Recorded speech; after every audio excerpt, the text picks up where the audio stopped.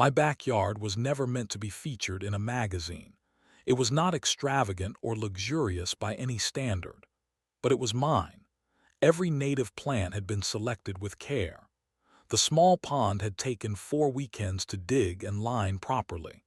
The seating area made from reclaimed wood faced east to catch the morning sun through the Japanese maple I had nursed from a sapling. This space was my sanctuary, the place I retreated to after long shifts at the hospital where I worked as a respiratory therapist. I had bought the modest ranch-style house 5 years ago, attracted by the quiet cul-de-sac and the reasonable HOA fees. The Sunshine Meadows community seemed friendly enough, with neighbors who waved when passing by and occasional block parties in summer. I kept to myself mostly, preferring the company of my plants and the local wildlife that visited my yard. The first sign of trouble came on a Tuesday afternoon when I arrived home to find strange marking flags planted across my backyard. Bright orange stakes with pink ribbons fluttering in the spring breeze created a bizarre pathway from my side gate toward the center of my yard. I pulled one from the ground, examining it for any identification. There was none. I assumed it was a utility marking error and planned to call the city the next day. I was rinsing my dinner plate when the doorbell rang. Opening the front door, I found myself face to face with Karen Anderson, the Sunshine Meadows HOA president. Her blonde hair was immaculately styled, not a strand out of place despite the evening breeze. She wore a powder blue pantsuit that probably cost more than my monthly mortgage payment. "Good evening," she said, her smile not quite reaching her eyes. "I wanted to personally thank you for your generous community contribution." I stood confused in my doorway. What contribution? Your backyard, of course. Karen gestured vaguely behind my house. For Brianna's wedding. The ceremony will be absolutely beautiful with your pond as a backdrop. My mind struggled to process her words. I never agreed to host any wedding. There must be a misunderstanding. Karen's smile tightened. There is no misunderstanding. According to HOA Bylaw Section 12, Paragraph 4, your property extension falls under common use areas for community events. The board voted last month. It is all documented. That cannot be right. My backyard is private property. I never received any notification about this. The notification was in the March newsletter. Karen waved dismissively. The wedding is in 3 months. Brianna has always dreamed of a garden ceremony, and your space is perfect once we make some minor adjustments. Adjustments? What adjustments? I could feel my pulse quickening. Nothing major. Removing some of those wild-looking plants for proper floral arrangements, covering the pond for safety, adding a proper altar where that little tree is. The landscapers will restore everything afterward. Mostly. I shook my head firmly. I do not consent to this. That Japanese maple took years to establish. My pond has fish and native frogs. This is my private property. Karen's pleasant demeanor slipped momentarily. I would be careful about making trouble, she said, her voice lowering. The county has strict regulations about fence heights and unpermitted garden structures. It would be unfortunate if someone reported the violations I have noticed in your yard. My throat tightened at the thinly veiled threat. I want to speak with the other board members. Feel free, Karen replied, her practiced smile returning. They all support this community initiative. Have a lovely evening. She turned and walked away, her heels clicking rhythmically on the sidewalk. That night, I sent emails to the other 4 HOA board members. 2 responded with sympathetic but vague messages about serving the greater community good. 1 suggested I work with Karen, not against her. The 4th never replied. It became clear that Karen Anderson ruled Sunshine Meadows with an iron fist hidden in a velvet glove.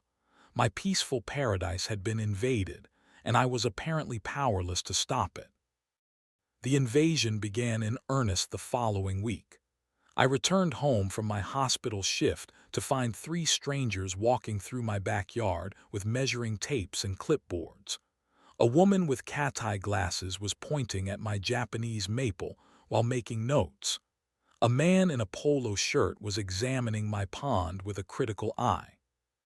"Excuse me," I called out, marching across my lawn. "What are you doing on my property?" The woman turned, surprised by my presence. "Oh, hello. You must be the homeowner. We are from Elegant Moments Wedding Planning. We are designing the spatial layout for the Anderson Brooks wedding." I stood stunned as she handed me a business card. "There has been a mistake. I have not authorized any wedding on my property." The third visitor, a man in an expensive suit, stepped forward. "A cordon. G to our client, this space has been secured through proper HOA channels. We have the authorization right here." He produced a document bearing the Sunshine Meadows HOA letterhead with signatures from all board members, including one that purported to be mine. "That is not my signature," I said, feeling a cold anger building.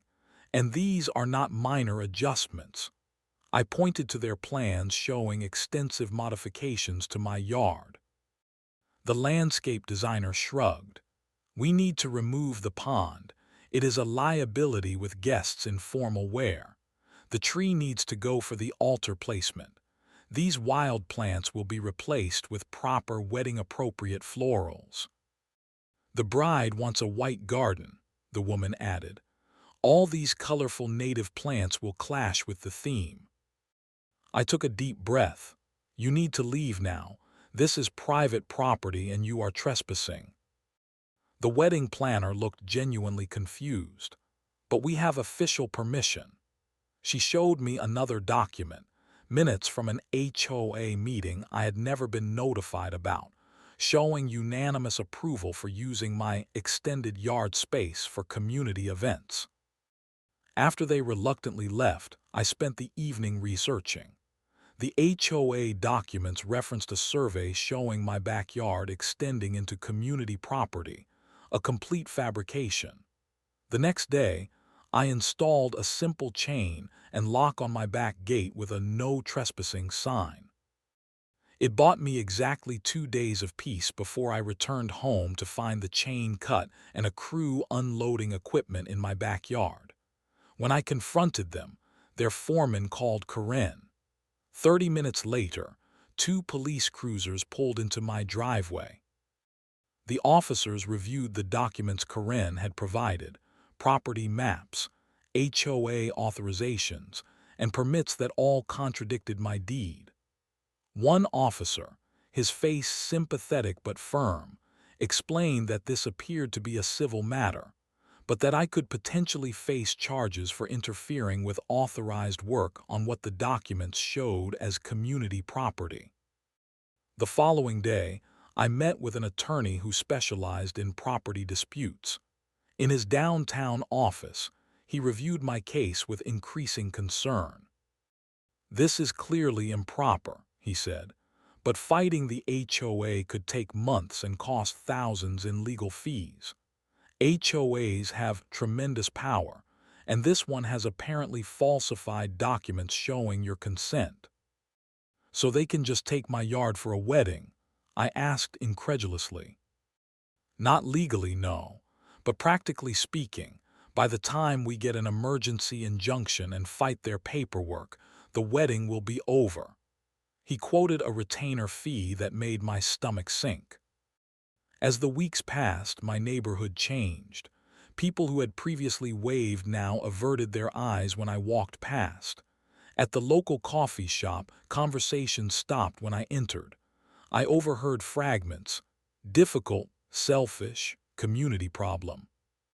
The isolation grew worse when I discovered Karen had been specifically targeting my reputation. My neighbor Ted, finally confided in me one evening over the fence. Karen has been telling everyone you refuse to help her daughter despite her reasonable request to use just a small portion of your yard, he whispered, constantly glancing toward Karen's house 3 doors down. She also mentioned something about dangerous exotic animals. My heart sank. For the past 2 years, I had volunteered weekends at the local wildlife rehabilitation center, helping care for and release injured native snakes.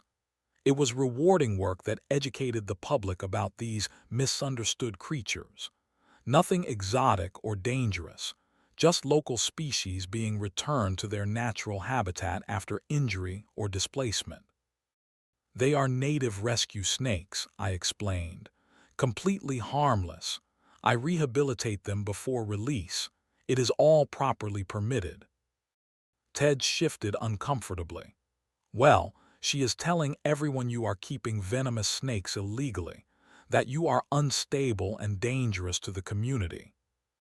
That evening, I sat in my increasingly threatened sanctuary, watching the sunset reflect on my pond. Workers had already flagged my Japanese maple for removal. Survey stakes with unfamiliar markings dotted my carefully planted native garden. Karen was not just taking my yard. She was systematically destroying my community standing and personal reputation in the process. The peaceful life I had built was crumbling around me, and I felt powerless to stop it. Sleep became a luxury I could no longer afford. Night after night, I lay awake, replaying confrontations with Karen in my mind, imagining what I should have said, what I could have done differently. Dark circles formed beneath my eyes. My hands trembled slightly during my hospital shifts. Colleagues asked if I was feeling well. I lied and blamed it on allergies. Every unexpected noise made me jump, car doors closing, voices outside, the rumble of trucks. Each sound might herald another invasion, another piece of my property. Destroyed without consequence.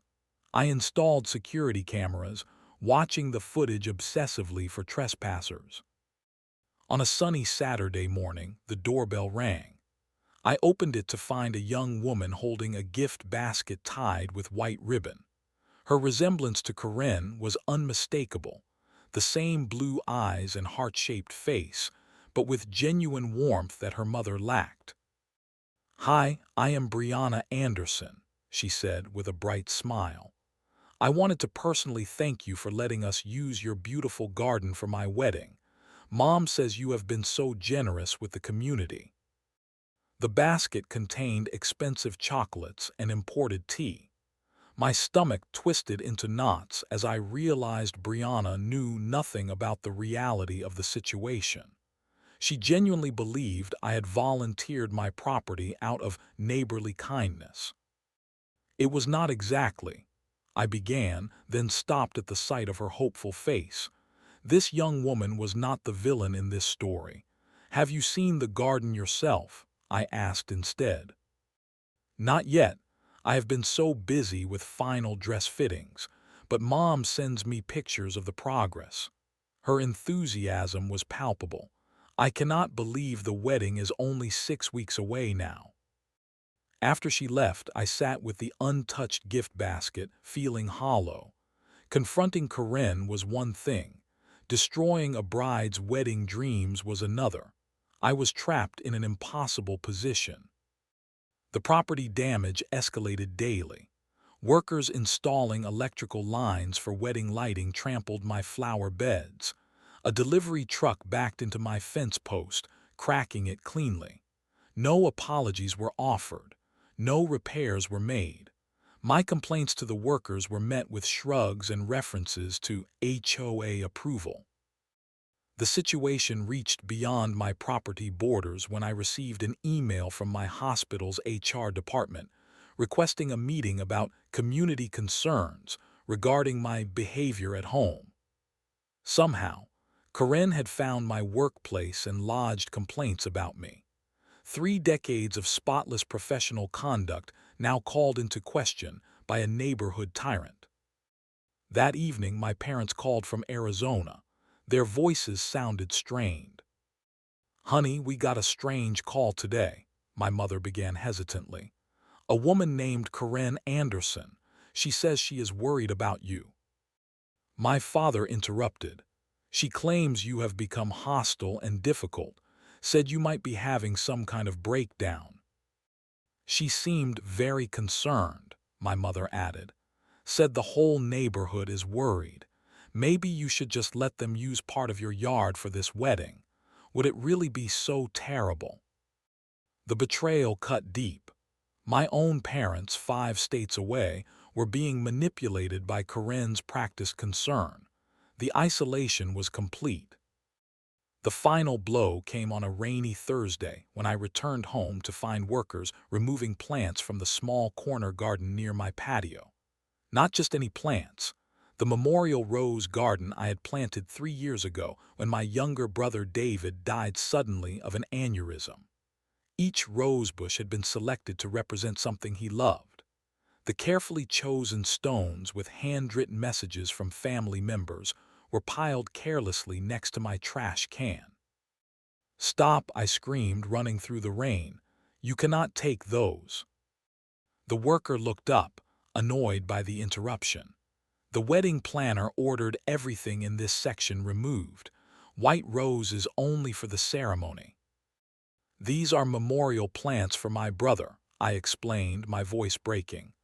"Please, they have deep personal meaning." He shrugged. "Take it up with the HOA lady. We are just following orders." I fell to my knees in the mud, gathering the stones with their fading messages. David's favorite quote, written in my mother's handwriting, was smudged by the rain. 3 years of careful tending, of talking to him while I pruned the roses, of feeling some connection to his memory, destroyed in an afternoon without a second thought. Something inside me broke that day. And then, like a phoenix rising from ashes, something new and determined took its place. That night, I emptied my kitchen table and spread out every HOA document I had collected since moving in. Bylaws, meeting minutes, financial reports, newsletters, 5 years of paperwork I had mostly ignored until now. If I was going to fight back, I needed to understand exactly what I was facing. At midnight, bleary-eyed from reading legal jargon, I spotted something odd in the quarterly financial statement. A large sum, $15,000, had been allocated for community landscape improvements last year, yet no visible improvements had materialized in common areas. Following the paper trail through multiple documents, I discovered the money had been mysteriously recategorized as administrative expenses, with Karen's signature as the sole approver. This was not an isolated incident. Pattern after pattern emerged as I dug deeper. Community funds disappearing into vague categories. Expenses approved without proper board v. Oats, the renovation of the community clubhouse that never happened, despite a special assessment collected from every homeowner. By 3 a.m., I had compiled a spreadsheet documenting over $67,000 in questionable financial transactions over 3 years, all signed off by Karen Anderson alone. This was not just HOA overreach. This was potential embezzlement. The next morning, running on coffee and righteous indignation, I visited the county record's office. The clerk helped me locate the permits filed for the upcoming wedding at my address. To my surprise, there were none.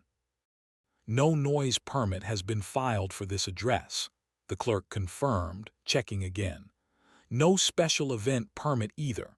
Both would be required for an event of that size in a residential area." "What about parking variances?" I asked, knowing our narrow streets could not accommodate the cars of 200 wedding guests. "Nothing filed," she replied. "They have been denied twice, actually." She showed me the rejected applications, both listing the botanical gardens as the venue, not my address. This led to my next discovery. Why had the venue changed? A quick call to the botanical garden revealed the truth.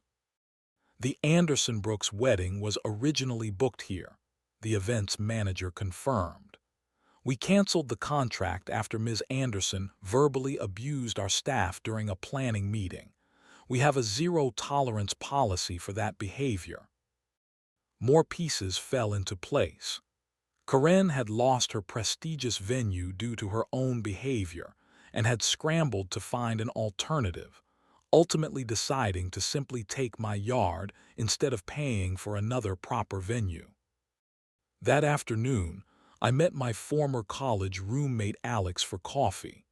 Now working as a city planner, Alex had access to information I did not. Karen Anderson. Alex frowned at the name. She has quite a history. This is her fourth HOA board position in 12 years. She left the previous 3 neighborhoods after conflicts, usually financial disputes with other board members. Did any result in legal action? I asked. One did. It was settled out of court with a non-disclosure agreement. But Alex lowered her voice. The rumor was significant financial impropriety. As we parted, Alex squeezed my arm. Be careful. People like that are dangerous when cornered. That evening, while reviewing my calendar to request time off for an attorney consultation, I noticed something that made me pause. The wedding date, June 15th, had another entry: snake rehabilitation pickup, 6 specimens, 2-week temporary housing before release. For 2 years, I had volunteered with the Northern County Wildlife Rehabilitation Center, providing temporary housing for native snakes recovering from injuries or displacement before their return to the wild. It was important work. These misunderstood creatures played vital roles in our ecosystem. The center trusted me because I followed their protocols precisely and had created proper short-term habitats in my garage. I stared at the calendar entry, a plan beginning to form. The wedding and the snake pickup coincided perfectly. There was nothing illegal about me receiving rescue snakes on my own property. I had all the proper permits and training. The fact that Karen was terrified of snakes, as evidenced by her hysterical reaction when I once mentioned my volunteer work at an HOA meeting, was merely an interesting coincidence. The final piece clicked into place when I pulled out my property deed and compared it to the official HOA map Karen had been using. Her version showed my property line 10 feet closer to my house than it actually was, conveniently placing most of my backyard in community space. A careful examination of county records confirmed my suspicion. Karen had been using deliberately falsified property documents. I spread everything across my living room floor: financial discrepancies, permit denials, property records, wildlife rehabilitation documentation. For the first time in weeks, I smiled. Karen Anderson had built her kingdom on manipulation and lies, but every kingdom eventually falls, and I finally had the leverage to make it happen. The art of warfare, Sun Tzu wrote, is winning without fighting. With 6 weeks until the wedding, I began my careful counteroffensive. No confrontations, no accusations, just meticulous preparation and strategic positioning. First came documentation. I purchased a high-resolution camera and began systematically photographing every violation and instance of property damage: the trampled flower beds, the cracked fence post, the destroyed memorial garden. Each image received a timestamp and GPS coordinates through a documentation app recommended by my attorney. I created a detailed log of every unauthorized entry to my property: names when possible, company identifications, vehicle license plates, times and dates. Each entry included statements from the workers about who had authorized their presence. Nearly all row ads led back to Karen. At the Department of Wildlife Management, I met with my supervisor from the rehabilitation program, explaining the situation honestly. "I can still take the snakes as scheduled," I assured her. "I have prepared proper temporary enclosures in my garage, completely separate from any wedding activities that might be occurring. All protocols will be followed exactly as always." She reviewed my documentation and facilities photos. "Your setup exceeds our standards, as always," she said, stamping my volunteer certification renewal. "These are 6 native non-venomous species needing temporary housing before release. Nothing exotic or dangerous despite what your neighbor seems to be claiming around town." I left with official documentation of my wildlife rehabilitation volunteer status, handling permits for native snake species, and a letter confirming the scheduled pickup on June 15th, wedding day. Next came the property boundaries. I hired an official county surveyor to determine the exact lines of my property. The results confirmed what my deed showed. My backyard extended 15 feet further than Karen's doctored documents claimed. The surveyor provided certified documentation and agreed to place official markers 2 days before the wedding. "Property line disputes are common," he noted, "but falsifying survey documents is another matter entirely. That crosses into potential fraud territory." While building my case, I moved carefully through the neighborhood, selectively sharing information with key residents. Never accusations, just innocent questions designed to plant seeds of doubt. To Ted and his wife, I was reviewing the HOA financial reports for the past year. "Do you recall voting on that $15,000 administrative expense? I seem to have missed that meeting." To the Patels, who had previously served on the board, the clubhouse renovation that was approved 2 years ago, was that completed? I cannot seem to find documentation of the work, though we all paid the special assessment. To elderly Mrs. Winters, who knew every piece of neighborhood gossip, "Have you ever seen the official property line survey Karen keeps referencing? Mine seems different from what she is claiming."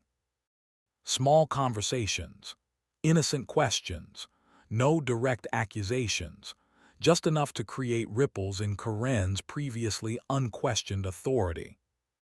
In my garage, I prepared appropriate temporary habitats for the rescue snakes, proper enclosures with secure locks, correct temperature regulation, appropriate hiding spaces and water features, everything according to wildlife rehabilitation protocols, and everything completely legal.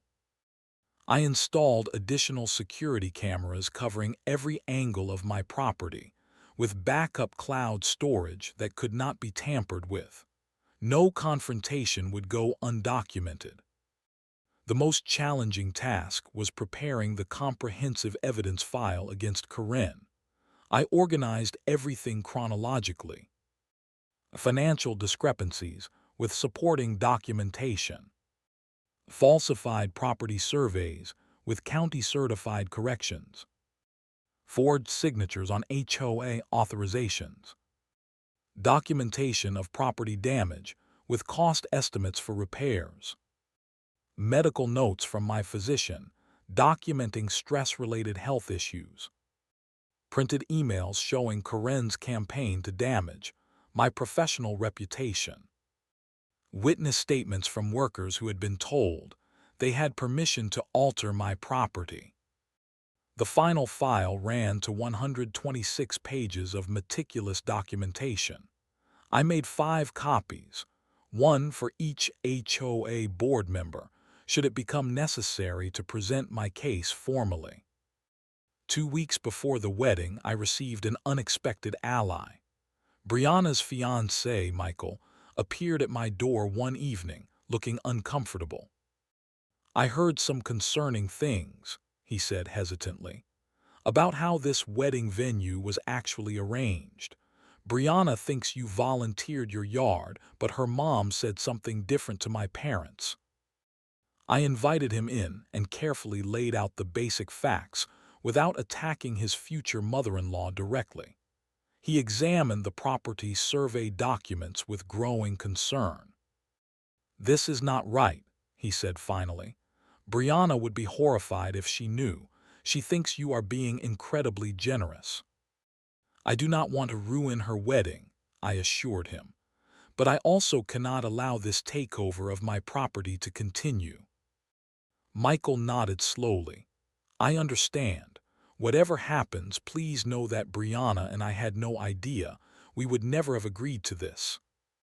1 week before the wedding, the official surveyor arrived to place the property markers.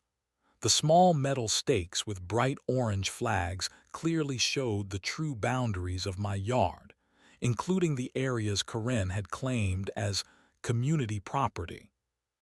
That evening, I placed official "no trespassing" signs at the correct property line, each one clearly visible and legally binding.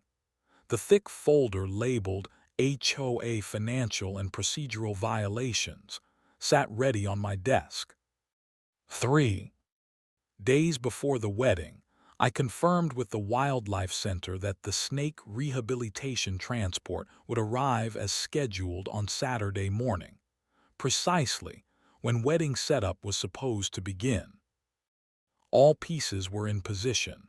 The stage was set. After months of being the victim, I was finally ready to reclaim my ground. Dawn broke clear and perfect on June 15th, ideal weather for a garden wedding. I had been awake for hours, preparing myself mentally for the confrontation ahead. At precisely 6:30 a.m., the first delivery truck rumbled into the cul-de-sac. Workers began unloading white folding chairs and floral arrangements. I watched from my kitchen window as they approached my gate, coffee mug in hand, documentation folder under my arm. When they began setting up on my lawn, I walked outside, calm and prepared. "Good morning," I said pleasantly. "I need to inform you that you are currently trespassing on private property." The foreman frowned. "We have authorization from the Homeowners Association for the Anderson Brooks wedding setup." "I am afraid you do not," I replied, handing him the official property survey clearly showing the boundaries. "These orange markers indicate the legal property line. Everything beyond them is my private property, not community space." The workers exchanged uncertain glances. The foreman examined the documentation, his frown deepening. "We were hired to set up a wedding here starting at 6:30. We have a contract." "I understand your position," I said.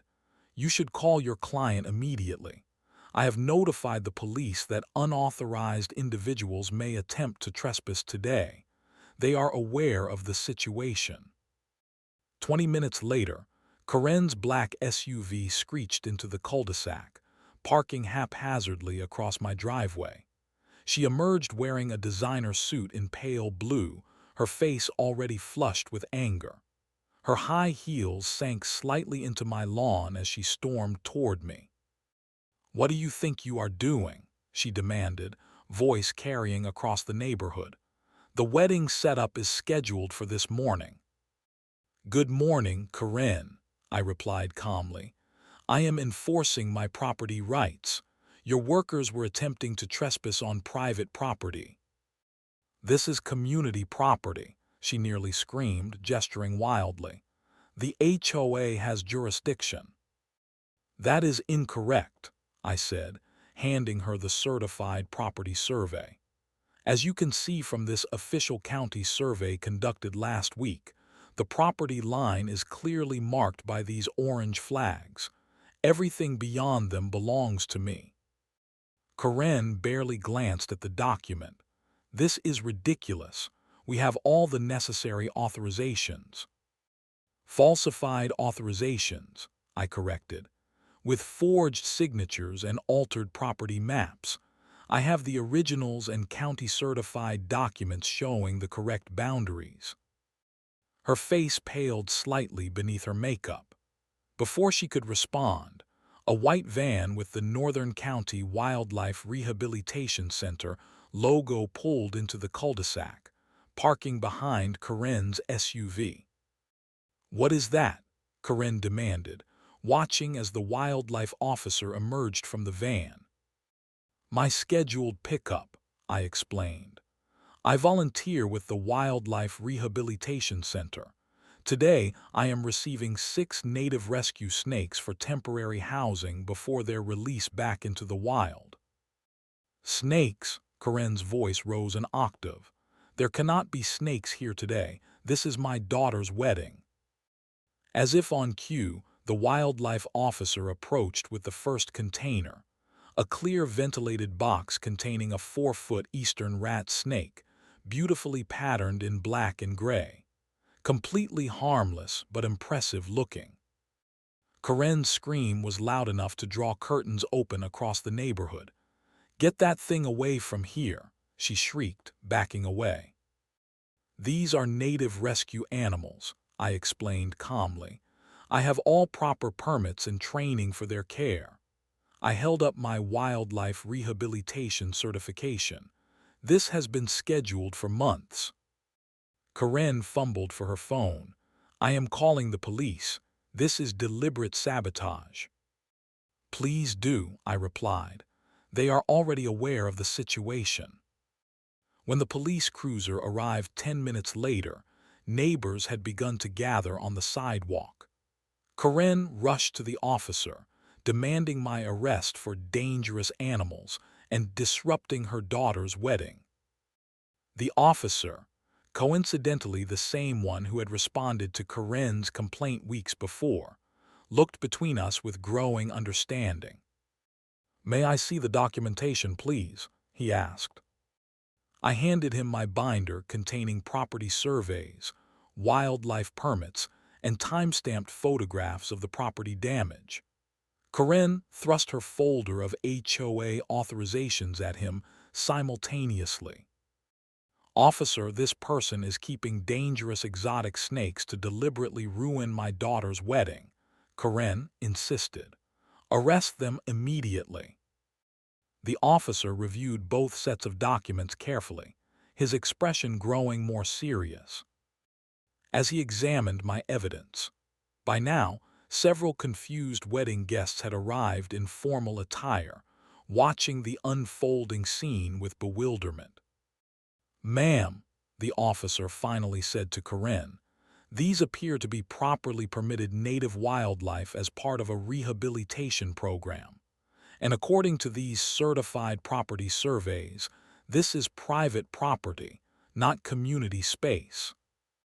Karen's perfect composure finally cracked completely. "The wedding did happen, just not in my yard. The community center gymnasium, usually used for basketball and town meetings, was hastily transformed with the flowers and decorations meant for my garden. Not the dream venue Karen had promised her daughter, but functional enough for the ceremony and reception." Brianna and Michael, to their credit, handled the last-minute change with grace. After learning the full truth, they personally visited to apologize, mortified by what had been done in their names. "We never wanted to build our marriage on someone else's misery," Brianna said, her sincerity evident. "I assured them I held no ill will toward them." 3 days after the wedding, the Sunshine Meadows HOA held an emergency meeting. Every resident attended, something unprecedented in community history. The board members sat uncomfortably at the front table, facing the crowd. Karen's chair remained conspicuously empty. I presented my evidence methodically.